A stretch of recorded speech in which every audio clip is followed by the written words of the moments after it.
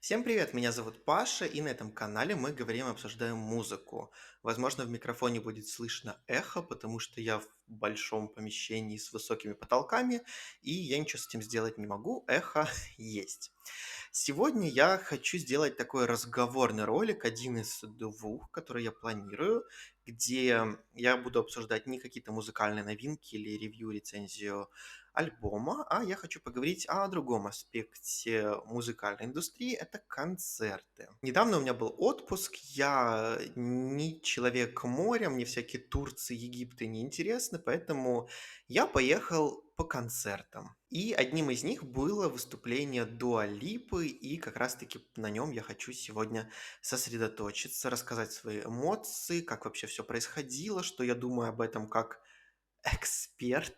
То есть это будет не с призмы фаната, а я люблю очень Дуа Липу. Вы прекрасно знаете, на какое место я поставил ее альбом Future Nostalgia в топе позапрошлого года. Но если вы тут ждете, знаете, такой рецензии суперфаната восхваляющего, если вы не готовы слушать критику, то, наверное, лучше не смотреть этот ролик, потому что тут будет по фактам разговор. Так вот, изначально планировалось с моей подругой, что мы поедем на фестиваль Open Air, он проходит в Гдыне польской, и Дуа Липа была одним из хедлайнеров, но еще как-то сильно заранее я понял, что я слишком старый для такого, потому что Open Air очень крупный фестиваль, это толпы, это куча фанатов, это вот это вот туса в поле. И я как-то подумал, что, наверное, не самый лучший вариант из возможных, плюс в этом году Open Air очень сильно подорожал.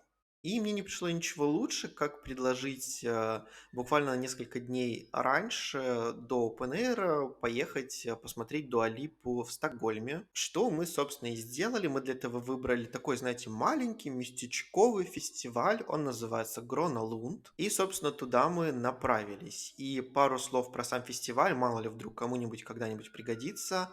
Это был трэш. Скажем так, идея фестиваля просто бомбически крутая и великолепная. Ты покупаешь довольно недорогой билет за 50 евро, и у тебя на 3 месяца лета есть проход на абсолютно все концерты, которые проходят в этом парке развлечений. Это прям Луна-парк на острове стоит в Стокгольме. И там среди выступающих как какие-то местные артисты, так и артисты уровня Дуа Липа, Джон Ледженд, Зара Ларсон, Europe, которые там Final Countdown поют. То есть артистов много, выбор тоже большой, и как бы с одним билетом у тебя, по сути, полное лето развлечений в кармане. Для местных я понимаю, что это, наверное, просто что-то великолепное. Единственное, как бы билеты покупать было сложно, там все на шведском, когда с переводчиком не особо, сайт не локализирован для англоговорящих. Ну, как бы ладно, мы купили билеты, у нас все эти пассы, мы приехали прямо в день выступления Дуа Липы, причем я летел из Германии, моя подруга летела из Польши, мы встречались и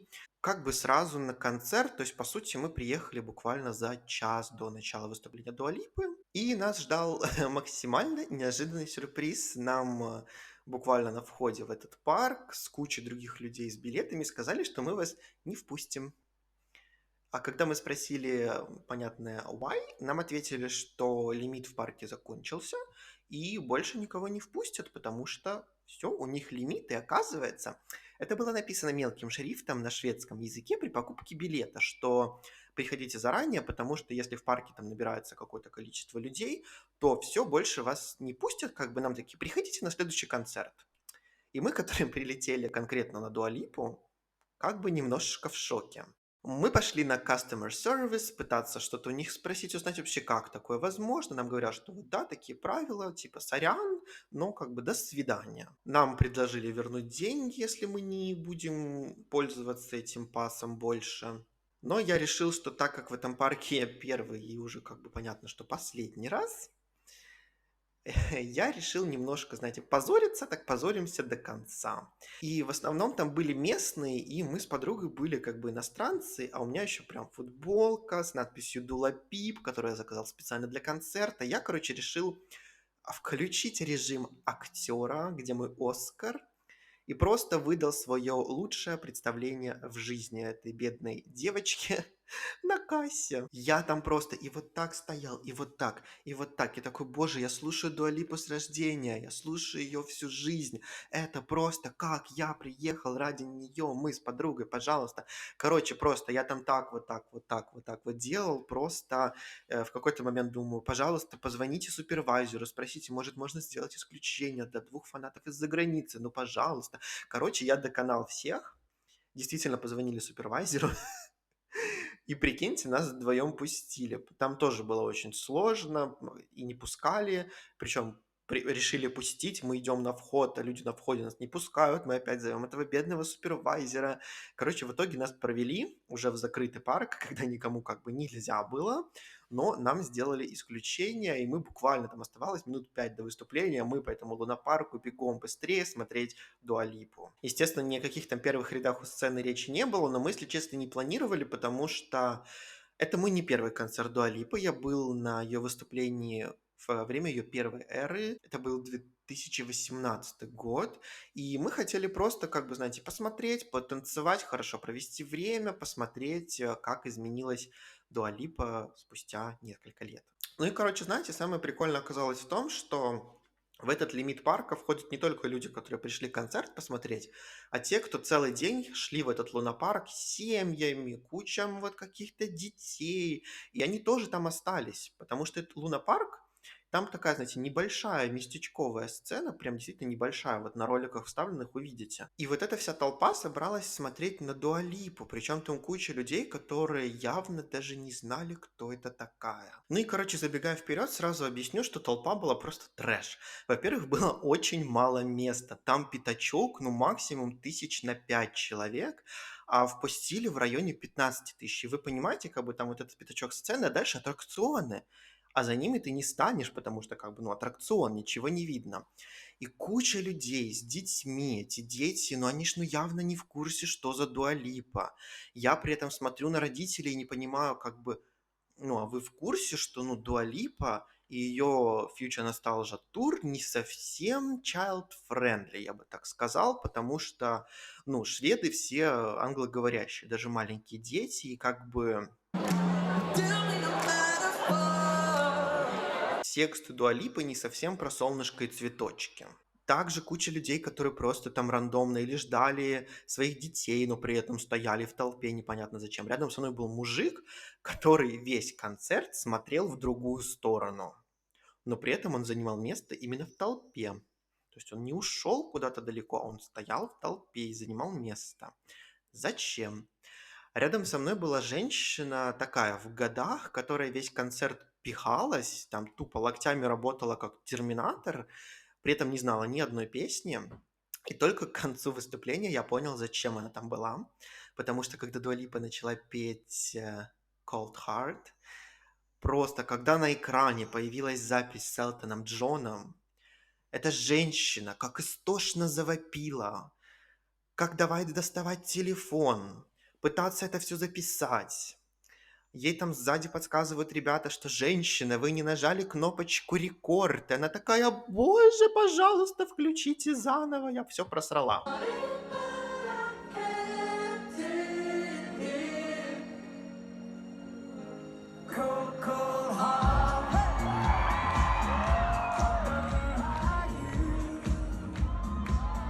При этом песня Cold Heart была одна из последних выступлений. То есть вы понимаете, она час шоу, просто локтями со всеми дралась, пихалась за место, чтобы посмотреть на запись Элтона Джона с экрана. Но это все проза, я знаю, что вам интересно. Дуа Липа. Мне есть с чем сравнить. Я был на Дуа Липе образца первого ее альбома, и мне было очень интересно сравнить, чё как с Future Nostalgia, потому что, естественно, смотря ее выступления, все в новой эре, как это все выглядит, кажется, что это действительно какой-то нереальный рост артистически. Мне интересно было посмотреть, как это все выглядит вживую, несмотря на то, что мы стояли не близко, мы все равно были достаточно близко, все было видно очень хорошо. Тут начинаются странности. Вот я очень люблю Дуа Липу. Я считаю Future Nostalgia современной классикой. В первую эру, когда я был на ее концерте в 2018 году, да, она старалась, но да, было видно, что она абсолютно зеленая, она немножко деревянная, в ней нет харизмы, в ней нет stage presence. К сожалению, это слово не переводится на русский нормально, поэтому буду говорить stage presence. Ну и как бы вам сказать, лучше ли Дуа Липа держится на сцене? Конечно. Видно, что у нее хорошая команда хореографов, видно, что ее натаскали, видно, что с ней занимались актерским мастерством, но, блин, так не хочется ее обсирать, она такая милашка. Но суть в том, что харизмы от этого не добавилось совсем. Я понимаю, что харизма на сцене, stage presence — это такая вещь, которая либо дана природой, либо не дана, и все, что можно, это как-то попытаться сделать вид, что она у тебя есть, но для этого нужны просто годы выступлений на сцене. У Дуа Липы, конечно же, этого пока нет, и отдаю ей должное, она старается. То есть видно, что она пахала это время как лошадь. То есть видно, что у нее полностью поставлены все ее движения. То есть видно, что ей показали и именно прям научили. Вот в эту секунду ты делаешь вот этот hair flip, в эту секунду ты поворачиваешься попой, в эту секунду ты поднимаешь юбку, чтобы показать всем жопу.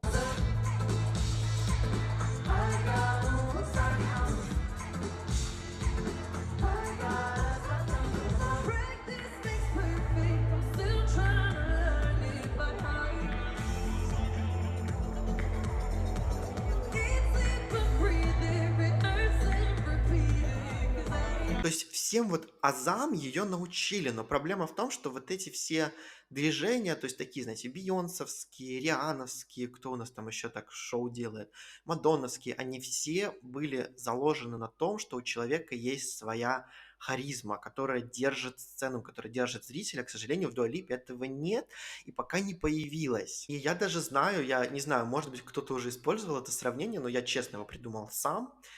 И я считаю, что это идеальное описание. Дуа Липа на сцене даже сейчас выглядит как персонаж из Симса. То есть видно, что в нее заложены вот эти, знаете, когда делаешь наперед много заданий, то есть видно, что в нее заложены все эти движения, и она вот прям как, ну, немножко робот. То есть я сейчас иду туда, потом мне нужно поднять руку, потом я взял микрофон, потом мне нужно с ракой повернуться, всем показать, потверкать, потом мне нужно сделать вот так, чтобы все посмотрели там на мои волосы.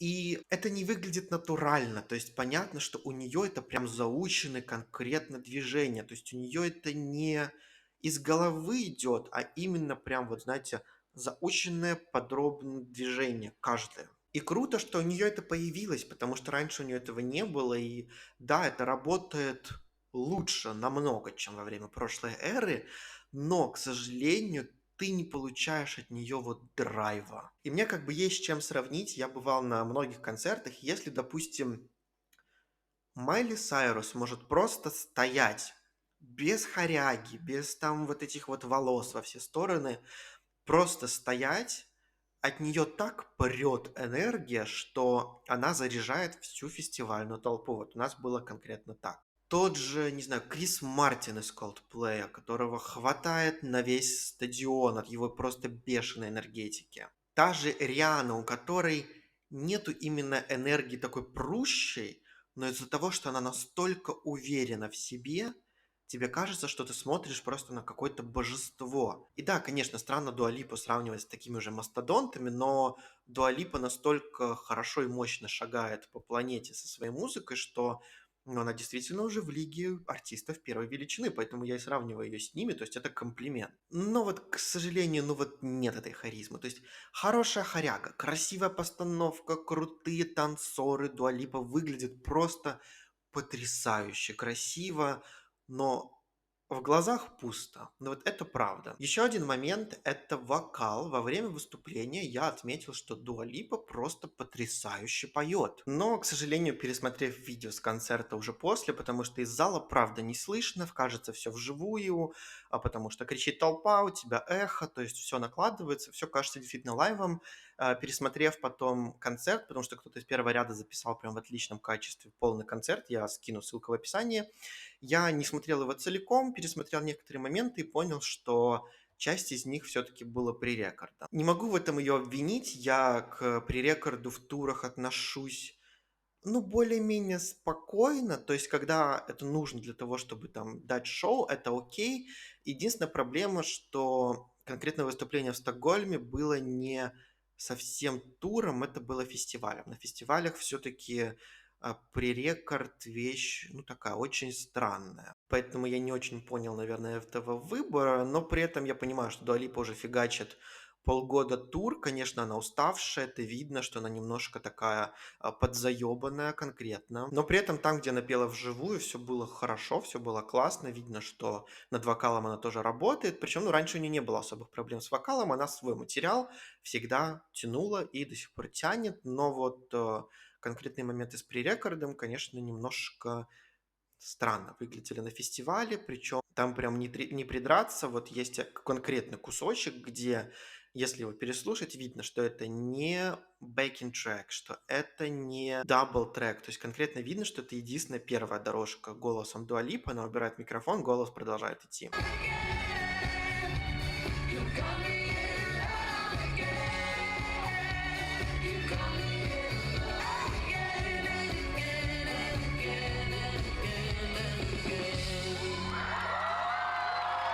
Но при этом был очень круто отстроен звук, поэтому, честно, я даже не уверен, где конкретно был пререкорд, а где живой звук. Потому что местами там прям спорные моменты, но я не хочу в них особо вникать, потому что как бы шоу она дала классное, а смысл к нему уже придираться именно так вот вокально. Ну и, наверное, в целом, если подводить, я считаю, что Дуа Липа пахарь, Дуа Липа молодец, но, к сожалению, вот знаете, того эффекта вау, которое оказалось на ее выступлении на EMA, на ее выступлении на Грэмми, на ее выступлении студио что-то там 54, где прям вот выглядело все так, что она просто невероятно стала работать на сцене. Все-таки вживую видно, что это все-таки работа камер хорошая, знание своих углов, то есть все как бы подтягивает друг за другом. Вживую все-таки заметно, что, ну, как говорится, харизму себе не купишь. Можно стараться, можно делать вид, но если ее нет, то тебе будет сложно. И, к сожалению, ну так случилось, у Дуа Липы ее нет. Сможет ли она лет там через 5, 7, 10 скрывать это мастерски? Думаю, да, потому что что-то, мне кажется, Дуа Липа с нами надолго, и я надеюсь, что весь ее новый материал тоже будет крутой. С удовольствием жду, с удовольствием посмотрю ее вживую и во время третьей эры, потому что, ну, девушка могет. Но мои впечатления в целом остались какие-то вот такие. Я там, ну, оценки точно не буду ставить концертам. Тут я уже не понимаю настолько тонко вот эти грани оценок, но было норм, я не остался в восторге, но было приятно увидеть Дуа Липу и потанцевать под ее песни. Так что моя история вот такая. Расскажите, что вы вообще думаете, согласны ли вы со мной? Или, может, кто-то из вас тоже смог побывать на концерте Дуа Липы в рамках ее Era Future Nostalgia? Как вам, расскажите, если вдруг такие люди есть? А если нет, то расскажите, как вам вообще кажется, насколько сильно выросла Дуа Липа по сравнению с первой эрой, хотя бы по ее таким телевизионным выступлениям. Мне было бы очень интересно почитать. А у меня на сегодня все. Всем спасибо за просмотр. Всем пока.